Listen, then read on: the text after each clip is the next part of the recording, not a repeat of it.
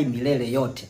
Ukisoma Injili iliyoandikwa na Mathayo kwenye ile sura ya 6 ambayo inazungumzia kitu kinaitwa hotuba ya mlimani. Sura ya 5 na sura ya 6 ya Injili ya Mathayo ni hotuba ambayo Yesu aliitoa akiwa mlimani. Sasa katika hiyo hotuba ya mlimani kwenye sura ya 6 mstari wa 16, Yesu anazungumzia kitu cha kipekee sana na kizuri sana kinachohusiana na maombi ya kufunga. Yaani mtu anapoingia kwenye maombi ya kufunga ni namna au taratibu zipi inabidi azifanye ili hayo maombi yake yawe na thawabu mbele za Mungu, apokee baraka kutoka kwa Mungu. Na hapa Yesu akatufundisha kwamba kuna wafungaji wanafiki na kuna wafungaji wa cha Mungu kweli, wenye nia kumtafuta Mungu kweli. Sasa anasema hivi Yesu, tena mfungapo, kwenye hiyo Mathayo 6:16, tena mfungapo msiwe kama wanafiki wenye uso wa kukunjamana. Sifa ya wanafiki wanapofunga wanakuwa na uso wa kukunjamana,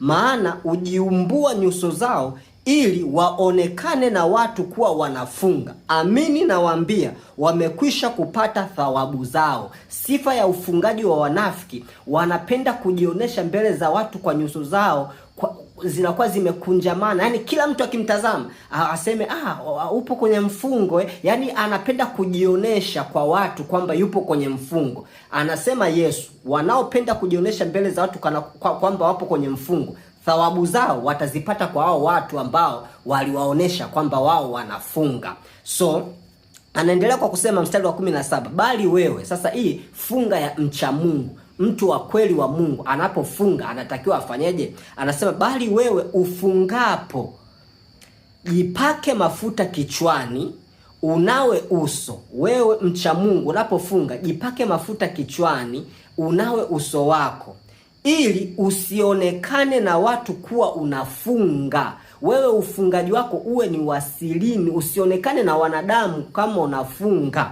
Anasema ila baba yako aliye sirini, yani baba yako wa mbinguni, na baba yako aonaye sirini atakujaza. Kwa hiyo funga yako wewe mcha Mungu ijulikane tu mbele za Mungu wako wa mbinguni, mbele ya baba yako wa mbinguni, sio kujionesha mbele za watu kama unafunga. Kila mtu ajue kwamba huyu mtu fulani anafunga, huyu mtu fulani anafunga. No, anasema funga yako wewe mcha Mungu iwe ni asilini, nawa uso wako vizuri, paka mafuta mazuri. Watu wakikuona wanaona kasura kako kamenawili, kumbe ndani yako wewe, ndani ya roho yako umeingia kwenye maombi ya kujinyenyekesha, kwa sababu kufunga ni kujinyenyekesha mbele za Mungu, ni kujizuia na kwenye mambo mengine yote ili kuutafuta uso wa Mungu, ili kutengeneza mahusiano